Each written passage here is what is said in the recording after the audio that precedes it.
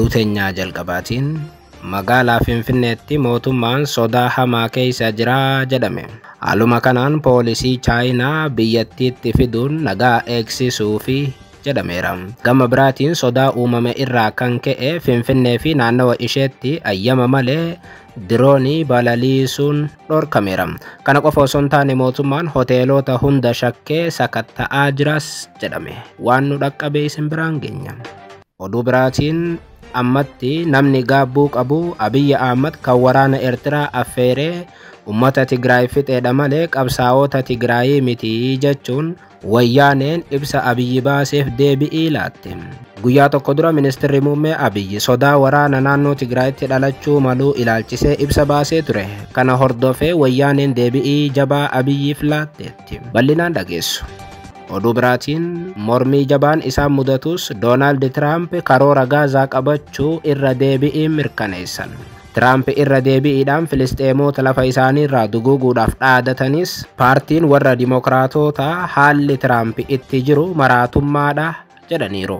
Tiraamp Gaazaa fudhachuudhaaf har'as waan dubbatan qabu bal'inaan ni dhageessu. Akka mooltan daawwattootaaf hordoftoota Anolee Global Media oduuf odeeffannoo keenya galgala kanaa qabannee dhufneeti jirra. Odeeffannoo keenya ijoo isaan dhageessan guutuu isaa isin biraan geenya. Aga xumura sagantaa keenyaatti dhaggeeffachuun yaada qabdan gara koomentiitiin nuuf barreessaa. Viidiyoon keenya namoota hedduu biraa akka dhaqqabuuf ammoo like, share, subscribe godhuun dagatinaa isiniin jenna. Kallattumaan gara gabaasa bal'aattiin isin qajeelcha.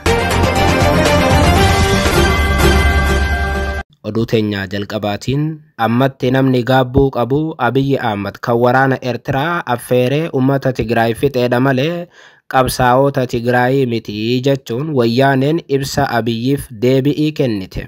Addi bilisummaa ummata Tigraay wayyaaneen kan Dabratsiyoon Gabramikaa'eliin durfamu waamicha ministeera muummee Abiyyi Ahmad bana taasisan hordofee ibsa kaleessa galgala Gurraandhala baaseen nageenya hayyootaa fi ummata Tigraay filannoo jalqabaa ta'uu beeksise. Ministeerri muummee Abiyyi waamicha ummataa fi hayyoota Tigraayiif Gurraandhala 3/2025 taasisaniin ummanni naannichaa irra deddeebi'iin waraanaan miidhamuu ibsuun ummata gara misoomaatii fi dandamachuutti deebisuuf akka waliin hojjetan gaafachuun isaanii ni yaadatama. Waamicha Abiyyi Ahmad kana hordofuun addi bilisummaa ummata Tigraay ibsa eda baaseen filannoon jalqabaa ummata Tigraay nagaa ta'uu ibsee hawwii ummanni Tigraay nagaa guutuu argachuudhaaf qabu galmaan ga'uuf hunduu gahee ijaarsaa akka bahatu waamicha dhiyeesseera. Gareen wayyaanee Dabratsiyoon Gabramikaa'eliin hoogganamu paartii kamiyyuu waliin karaa nagaatiin hojjechuudhaaf qophii ta'uu kan beeksise addi bilisummaa ummata Tigraay humnoota nagaa barbaadan hunda waliin hojjechuudhaaf kaleessas arras borus qophii ta'uu keenya mirkaneessuu barbaannaa jedheera.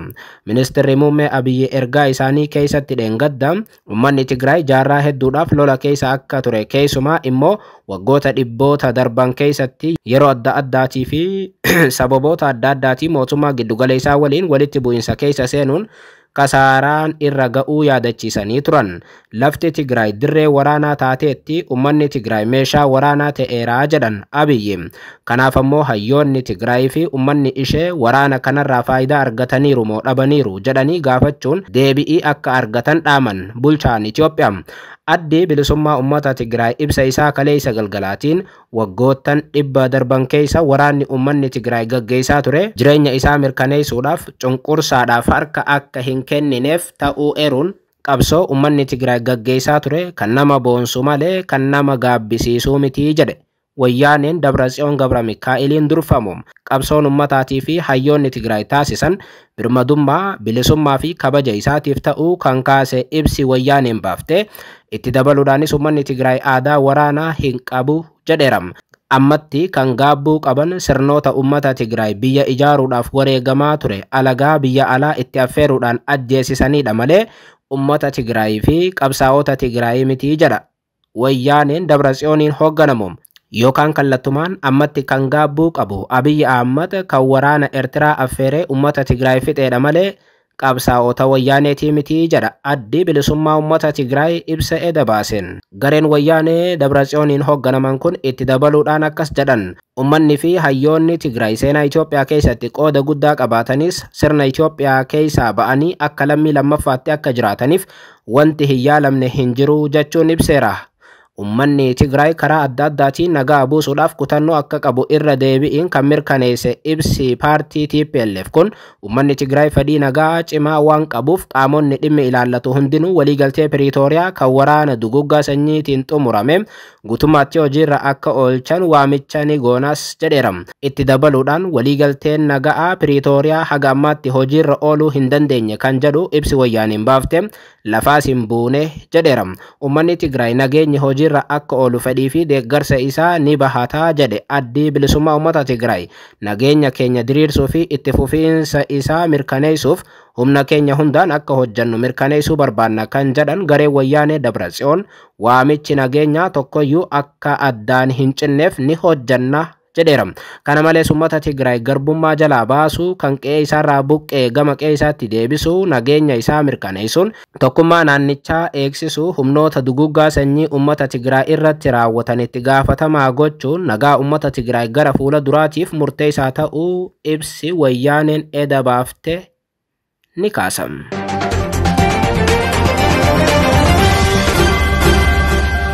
Oduu biraatiin magaalaa Finfinneetti mootummaan sodaa hamaa keessa jira jedhame. Haaluma kanaan poolisii Chaayinaa biyyattiitti fiduun nagaa eegsisuu fi jedhameera. Gama biraatiin Finfinnee fi naannawa isheetti eeyyama malee diroonii balaliisuunis dhorkameera. Kana qofa osoo hin taane mootummaan hoteelota hunda shakkee sakatta'aa jiras jedhame. Waggoota 6 darbee waraana keessa tan turte Itoophiyaan amma waraanni isii bakkoota garagaraatti babal'achuu hordofe magaalaan guddoon biyyattii sodaa keessa galteetti. Gama biraatiin qabsoon gama miidiyaa hawaasaatiin godhamus jabaatee itti fufuu hordofe mootummaan sodaa keessatti argama. Haaluma kanaan guyyaa kaleessaa irraa jalqabee Finfinnee fi naannawa isheetti eeyyamaan ala diroonii kamiyyuu balaliisuun dhorkaa ta'uu tajaajilli nageenyaa fi odeeffannoo biyyaalessa Itoophiyaa beeksisee ture. Eeyyama tajaajilichaatiin ala diroonii kaasuu fi balaliisuun daran dhorkaa ta'uu hime tajaajilichi. Yeroo dhiyoo as bal'inaan hojiirra oolaa kan dhufe itti fayyadamni dirooniitii fi meeshaaleen teeknooloojii isaan wal qabatan sodaa nageenyaa jarri uumuu malan qolachuudhaaf humni namaatii fi teeknooloojii gahaan qophaa'uu tajaajilli odeeffannoo biyyaalessaa beeksiseera.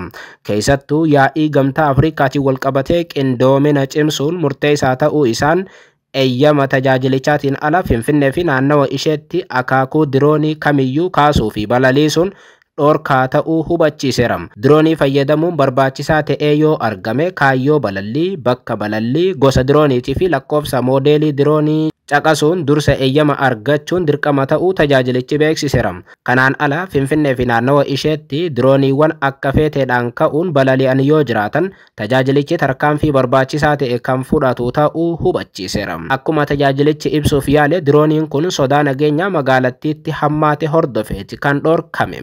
Oduudhuma wal fakkaatuun mootummaan poolisii magaalaa Finfinnee keessatti bobbaasee hoteelota illee sakatta'aa jira jedhame. Poolisiin magaalaa Finfinnee sababoota ka'umsa yakkaatii fi rakkoolee nageenyaa hawaasarraa miidhaa qaqqabsiisan dhaabsisuuf qooda fudhattoota waliin qindoominaan hojjechaa akka jiru himeera. Magaalichatti eeyyama daldala seera qabeessa fayyadamuun hoteelota, manneen bashannanaatii fi viillaawwan garaagaraa keessatti gochaalee nageenya namoota jeeqan raawwatamaa jiraachuu odeeffannoo qabaachuu himeera. Haaluma kanaan hoteelota, manneen bashannanaatii fi manneen jireenyaa gocha kana raawwatanii argaman irratti tarkaanfii cimaan ni fudhatamaa jedhe poolisiin magaalaa Finfinnee. Poolisiin magaalaa Finfinnee namoota dhuunfaa gocha seeraan alaa irratti hirmaatan seeraaf dhiyeessaa akka jirus himeera. Oduudhuma wal qabatee fi arruma magaalaa Finfinneetii baheen immoo poolisiin Chaayinaa nagaa magaalaa Finfinnee eeguu fi jedhame. Kanaanis mariin nageenya hirmaattoota yaa'ii gamtaa Afrikaa eegsisuudhaaf kaayyeeffate gaggeeffame akka jiru dhaga'ameera. Poolisiin federaalaa Itoophiyaa poolisii Chaayinaa waliin ta'uun nageenya hirmaattoota yaa'ii gamtaa Afrikaa 38ffaa eegsisuudhaaf marii kaayyeeffate gaggeessanii akka jiran himame. Koomishinarri Jeneraalaa Poolisii Federaalaa Dammallaash Gabra Mikaa'el yaa'iin gamtaa Afrikaa nagaan akka xumuramuuf nageenya sagantaalee kan keessummoota olaanoo tooftaalee deebi'ii hatattamaa kennuu fi teeknooloojiiwwan garagaraatti fayyadamuuf akka mari'atan himan. Marichis Yuunivarsiitii Poolisii Chaayinaa waliin muuxannoo wal jijjiiruudhaaf carraa bal'aa uumuu ibsanii fuulduratti ogeeyyii biyyoota lameenii qindeessuun mariiwwan gaggeeffaman cimanii akka itti fufan dubbatan. Poolisiin federaalaa Itoophiyaa ministeera nageenyaa uummata Chaayinaa waliin hariiroo poolisii fi poolisii qabu daran cimsuudhaaf kan hojjetu ta'uu dubbachuun isaanii ragaan poolisii federaalaa irraa argame ni agarsiisa.